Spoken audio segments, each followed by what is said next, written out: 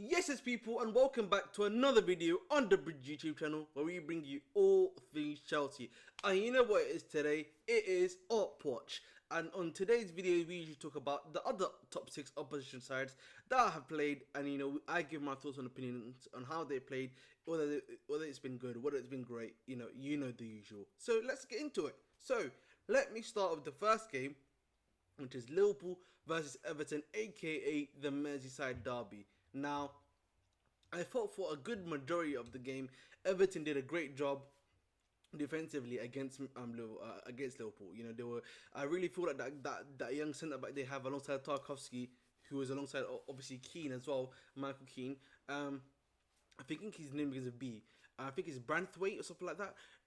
He's a quality. He looks like a quality guy. He's a very young player, centre back. He had a really good defensive job against Liverpool, in my opinion, on that day. Obviously, they lost Ashley Young to a second yellow card, which meant that he got a red and was taken off the field because of the red card, which I kind of felt was a bit harsh. I'll be honest, because I feel like the second yellow probably was valid. However, the first yellow that he did attain was not valid in my opinion. I didn't really feel like that was a yellow card at all. But at the end of the day, he did receive that, and as such, he was sent off. But, I felt like it was a bit even. Obviously, Everton were playing that very low block, that Sean Dyche style of play. And I feel like for almost 70 minutes of that game, found it very hard essentially to break it down and try to create chances for themselves. Luckily, they were able to get a penalty via Luis Diaz, and because of the tackle that he received, and as such, no, sorry, it wasn't Luis Diaz. No, that chance was not a penalty. I should say, sorry, my bad. But the second one, which was via Michael Keane handball. And I'm afraid that led to Salah scoring the penalty. Obviously, he did no celebration, of course, which he didn't celebrate for some reason. I'm assuming it's because of the conflict, which we will not speak about on this channel at all. And he then scored again a few minutes later to make it 2-0. Now, again, at the end of the day, for me, when it comes down to it, I think Liverpool wants to everything really went down to 10 men. They were really able to utilize that spare man. Obviously, Salah scored on a lot more later on in the game, towards, I think it was 90 plus something, if I'm not mistaken, when he scored. And again, it was a very, I think, solid performance of Liverpool. They're not really at their best, but again, this is just only the first few games of the season. We've got a game week 8 or 9, game week 9, if I'm not mistaken now. So again, this is the first game of the season, few games of the season. Obviously, you want to be building up to form. They've now got a Europa League game against Toulouse on Thursday. We'll see what happens there. And that's pretty much what we're gearing up towards with Liverpool Football Club. Now, let's move on to the next team, which is Manchester City. Now, Manchester City had a big game, a 3 p.m. kickoff game against Brighton and Hove Albion. They actually won that game 2-1, 2 goals by Alvarez and Haaland, one the 7th, one in the 19th, and Ansu Fati was able to get a consolation in the 73rd minute. However, my guy, Manuel Akanji, got sent off at 90 plus 5 with a red card. Well, that's just, which is on him, to be honest, I'll be real. And he's not going to be available now for the Manchester derby, which is next weekend, which we'll speak a bit more on later on in the video. But again, I feel like it was a very good game again. Man City, they really came out of the blocks. Obviously, Rodri is back now, so obviously they had that some level of that midfield supremacy dominance, even though he hasn't been playing for like 3 games essentially for them, which was a big loss for them in my opinion, considering the fact they still have a Kovacic and Matthias Nunes who still need to learn that system, and a Calvin Phillips as well. Now, Doku for me was the star player of that game. Really was cooking, man. He was cooking on that. On the wing, was able to beat his man really easy. Which is something, as someone that watches Rennes quite regularly and watches them quite profusely, knew about Doku, and wasn't surprised about what was happening to him at all. So it's good to see what he's doing. I'm happy for him as well. Let's see him keep cooking. Obviously, Alvarez was able to get his goal, and Haaland was finally able, to get some service and finally score his goal to, silence the doubters who were saying, he's not scoring. So what does he do? So I'm very happy for Haaland. I'm very happy, Bunny, if you're a Manchester City fan, particularly for someone like a Haaland, because of what he's been able to do. So shout outs to Haaland, man. He's been able to do what he needs to do to get that goal in back of the net. Now he's got his goal. Obviously, Brighton started to come back into the game via the Ansu Fati goal in the 73rd minute, and we're really trying to press and get that equaliser. Sadly, they weren't able to do that. But you know, with Brighton, they got a good chance now to get back against Ajax, who have obviously just recently, as of this video, like 2 hours ago, sacked their manager because they're currently 17th in the league in the relegation zone. And listen, man, this is a good opportunity for and Brighton to maybe come back and cook Ajax, you know, I mean, at home at the American Express Stadium. So listen, man, they're gonna be very much raring to go for that one. But you know, especially with these upper table, mid table teams, I'm pretty sure when you're facing someone like Man City, you just expect to lose anyway. So hey ho, we move. But let's move on now to the next game that I want to talk about. Obviously, we've spoken about Chelsea Arsenal here, which that happened at 5:30. We spoke about that profusely, as we are, of course, a Chelsea channel. So there's literally no need for me to speak upon that anymore.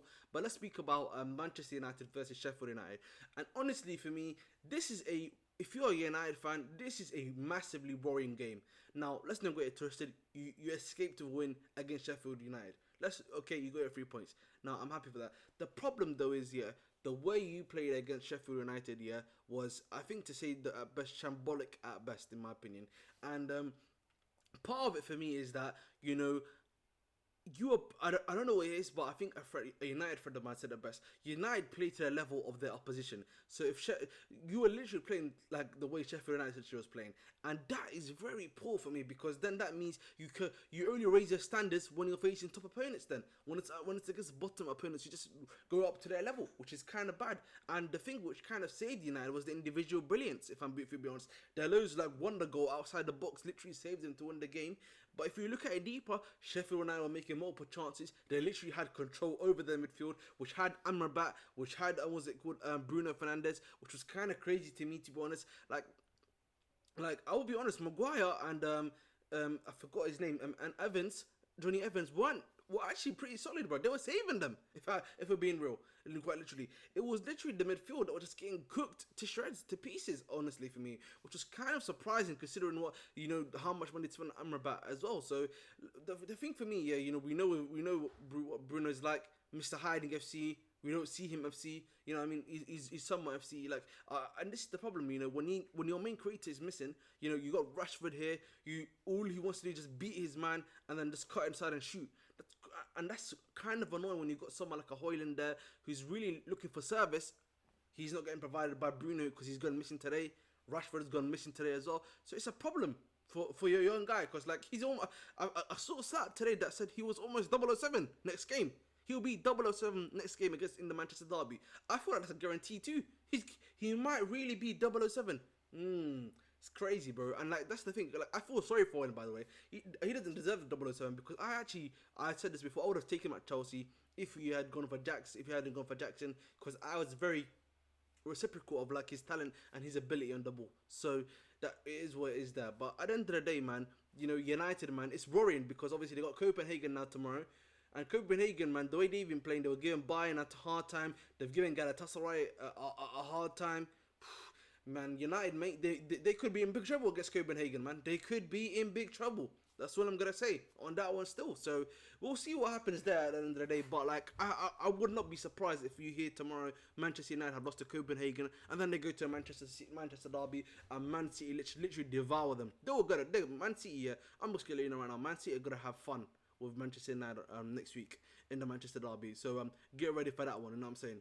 So it is what it is, man, at the end of the day. But that's been Upwatch for you guys. I think in other news, maybe if I want to talk about other opposition, Barcelona obviously won 1-0 against Athletic Club. They had that young G who was able to score his first goal for the club in the second half. João Felix was playing quite well there too, in my opinion. Listen, even though me, I'm a João fan at the end of the day, so that's definitely for sure. PSG were able to beat Strasbourg 3-0, even though that was very unconvincing. Excuse me, at the end of the day. So, there's nothing to get hyped about at the end of the day.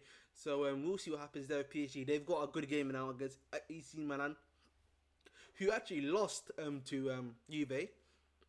It's kind of crazy, bro, because like Tor, he was playing alongside Tomori, got a red card because of some stupid tackle he decided to do, and then Locatelli got a deflected going, and bro, it was crazy, man. It was absolutely crazy and ridiculous. So it was very interesting to see at the end of the day. I was very happy about that as well. So hey, man, that is the video, guys. Again, please make sure to like, share, subscribe as always. I've been your host with the most British stuff I've ever ate. Dedicate your hearts, and as always, please make sure to stay blue.